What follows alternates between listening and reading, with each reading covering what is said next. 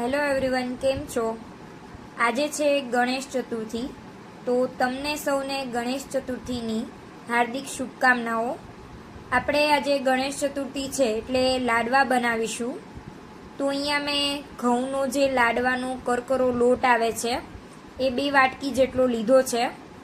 આ લોટ તમને છે ઘંટીવાળાને ત્યાંથી મળી જશે, અથવા તો તમારે જો ઘરે દળાવો હોય તો પણ તમે ઘઉં લઈને જશો અને ઘંટીવાળાને કહેશો તો એ તમને દળી આપશે. તો લાડવાનો કકરો જે લોટ આવે છે એ મેં લીધો છે, અને 1/4 વાટકી જેટલું છે મેં અહીંયા મોણ લીધું છે તેલનું. મોણ લીધા પછી આપણે સૌથી પહેલાં છે આ લોટને છે મોણ દેવાનું છે. ત્યાર પછી તે આપણે આની અંદર છે પાણી એડ કરવાનું છે. તો સૌથી પહેલાં આપણે અહીંયા મોણ દઈ દીધું છે. પાણી મેં અહીંયા 3/4 કપ જેટલું એટલે કે 3/4 વાટકી જેટલું લીધું છે, પણ આપણે માત્ર છે 1.5 વાટકી જેટલું જ તે પાણી આમાં યુઝ થયું છે. તો તમારે આ માપ છે ખાસ યાદ રાખવાનું છે, તો તે તમારા લાડવા છે એકદમ સરસ બનીને તૈયાર થશે. તો આપણે છે સારી રીતે પહેલાં તો મોણ દઈ દઈએ, પછી તેમાં આપણે પાણી એડ કરીશું. તો અહીંયા મોણ છે સારી રીતે દેવાઈ ગયું છે. હવે આપણે બધું તે એકસાથે પાણી નથી એડ કરવાનું, થોડું થોડું કરીને પાણી એડ કરવાનું છે, અને એનો છે એકદમ કડક લોટ બાંધવાનો છે. જો લોટ છે એ કડક નહીં હોય, ઢીલો હશે થોડો, તો એવું થશે કે તમારા જે કંઈ તમે મુઠિયા બનાવશો એ છે અંદરથી કાચા રહી જશે, અને જ્યારે તમે લાડવા ખાઓ છો ત્યારે એ પણ ચીકણા બને છે. તો એટલે તમારે ખાસ ધ્યાન રાખવાનું છે કે લોટ છે એકદમ આ રીતે તમે જોઈ શકો છો એટલો કડક બાંધવાનો છે. ત્યાર પછી આપણે ભાખરીનું જે રીતે ગોળણું કરતા હોય એ રીતે મુઠિયા છે, લાડવાના મુઠિયા કહેવાય છે, અમે એને મુઠિયા કહીએ છીએ. તમે શું કહો છો એ મને કમેન્ટ કરજો. તો આ મુઠિયા છે આ રીતે આપણે ગોળણું છે કરી લેવાનું છે, અને ત્યાર પછી છે આપણે એને તળવા માટે મૂકી દેવાનું છે. તો એક પછી એક આ રીતે હું બધા જ તે મુઠિયા બનાવી લઉં છું, અને ગેસ ઉપર છે અહીંયા મેં તેલ પણ ચડાવી દીધું છે જે ગરમ થઈ ગયું છે. તો એક એક કરીને મુઠિયા મૂકી અને તેને મીડિયમ ટુ સ્લો ગેસે છે સારી રીતે ચડવા દેવાના છે. જો ગેસની ફ્લેમ બહુ હાઈ હશે તો તમારા મુઠિયા છે બહારથી તો ગોલ્ડન બ્રાઉન કલરના થઈ જશે, પણ અંદરથી કાચા રહેશે.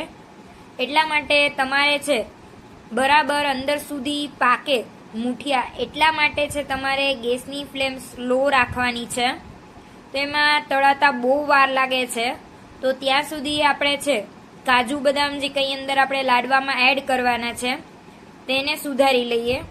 અહીંયા મેં કાજુ બદામ લીધા છે, 5 નંગ જેટલા કાજુ છે, અને 7-8 જેટલી બદામ છે, અને થોડી છે મેં અહીંયા સૂકવેલી જે દ્રાક્ષ આવે છે એ લીધી છે. વચ્ચે વચ્ચે છે મેં આ મુઠિયાને પલટાવી લીધા હતા. તો તમે જોઈ શકો છો સરસ મજાના ગોલ્ડન બ્રાઉન કલરના તૈયાર થઈ ગયા છે. તો હવે આપણે એને છે એક એક કરીને છે પ્લેટમાં કાઢી લઈશું, અને તેને થોડી વાર 5 થી 10 મિનિટ જેવું ઠંડા થવા દઈશું. મુઠિયા છે ઠંડા થઈ જાય એટલે આપણે છે એને 2 ટુકડા કરી નાખશું, જેથી કરીને છે એ ઝડપથી ઠંડા થાય. તો તમે જોઈ શકો છો આ રીતે ટુકડા કરું છું. હજી પણ મુઠિયા થોડા ગરમ જ છે. આપણે આ રીતે જો ટુકડા કરીએ તો ઝડપથી ઠરે છે. ટ્રેડિશનલ રીતે એવું છે લાડવા બનાવવા કે ખાયણી દસ્તાથી છે ને આ મુઠિયાને ખાંડતા હતા, ત્યાર પછી છે લાડવા બનાવતા હતા. પણ અત્યારે જનરલી બધા મિક્સરમાં જ તે દળે છે. તો આપણે પણ છે એને મિક્સરમાં જ દળીશું, એટલે થોડી વાર ઠંડા થવા દેવા પડશે. તો મિક્સરમાં છે આપણે મિક્સરને કઈ રીતે ચલાવવાનું છે, સીધું શરૂ નથી કરી દેવાનું, વચ્ચે વચ્ચે શરૂ બંધ એમ છે 4 થી 5 વાર કરવાનું છે. પછી તમે જોશો તો આ રીતે કકરો છે લાડવા માટે જેવો આપણે લોટ જોઈએ એવો બનીને તૈયાર થઈ જશે. સાવ તમારે ઝીણો ભૂકો નથી કરી નાખવાનો, તો પણ લાડવા છે તમારા ચીકણા બનશે. તો લાડવાનો ભૂકો થઈ ગયો છે, તો આપણે એને એક ચાયણાની મદદથી છે ચાળી લઈશું, જેથી ઉપર જે કંઈ આવા એને શું કહેવાય, અમે તો ગોંગડા કહીએ છીએ એને, એ રહી જાય તો એને છે આપણે ફરીવાર મિક્સરમાં નાખી અને દળી લેવાના છે. હવે જે કંઈ લોટ તૈયાર થયો છે લાડવાનો, એમાં આપણે ડ્રાયફ્રૂટ ઉમેરવાના છે. કાજુ, બદામ અને દ્રાક્ષ ઉમેર્યા છે. ત્યાર પછી અહીંયા મેં ઘી છે એ ગરમ કરી લીધું છે. તો 2 વાટકી લોટ હતો એમાં 1 વાટકી જેટલું છે ઘી ઉમેરવાનું છે. તો ઘી છે એક સાથે હું અહીંયા નથી રેડતી, થોડું થોડું કરીને ઘી છે એડ કરતી જઉં છું ને આ રીતે છે મોણ દેતી જઉં છું. જે રીતે આપણે આગળ કેમ તેલનું મોણ આપ્યું હતું એ રીતે અહીંયા છે ઘીનું મોણ આપતા જવાનું છે. હવે આપણે છે અંદર ખાંડ એડ કરીશું. તો અહીંયા મેં 3-4 વાટકી જેટલી ખાંડ લીધી છે, કેમ કે અમે બહુ ગળ્યું નથી ખાતા. પણ જનરલી આમાં છે 2 વાટકી જેટલો લોટ છે તો 1 આખી વાટકી છે ખાંડ જોઈએ છે, પણ અહીંયા મેં ઓછી ખાંડ નાખી છે. તમે તમારી ટેસ્ટ પ્રમાણે છે ખાંડ નાખી શકો છો, એટલે કે હાફ ભાગની છે ખાંડ જોઈશે આમાં. અને જો વધારે ગળ્યું ખાતા હોય તો 1.5 વાટકી પણ નાખી શકો છો. તો અહીંયા આપણે છે બધું જ ઘી એડ કરી દીધું છે.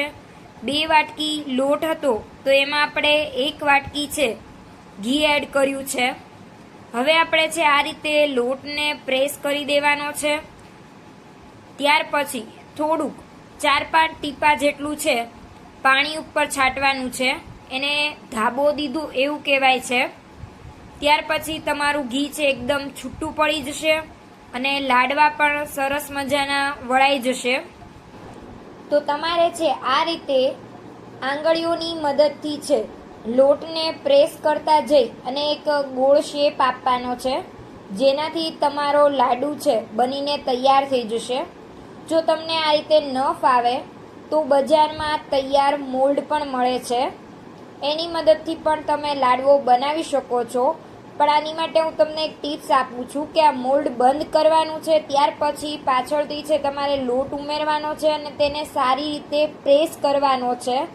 જેટલો તમારાથી પ્રેસ થાય એટલો કરજો, પછીથી મોલ્ડ ખોલજો, નહીતર છે તમારો લાડવો તૂટી જશે. મારો પેલો લાડવો છે આ મોલ્ડમાં તૂટી ગયો હતો, એટલા માટે હું તમને કહું છું. તો અહીંયા તમને દેખાય છે એ રીતે સારી રીતે પ્રેસ કરવાનું છે પહેલાં, પછી તે મોલ્ડ છે ખોલવાનું છે. તો તમારો લાડવો તૂટશે નહીં અને એકદમ સરસ જે બહાર બજારમાં મળે છે એવો બનીને તૈયાર થઈ જશે.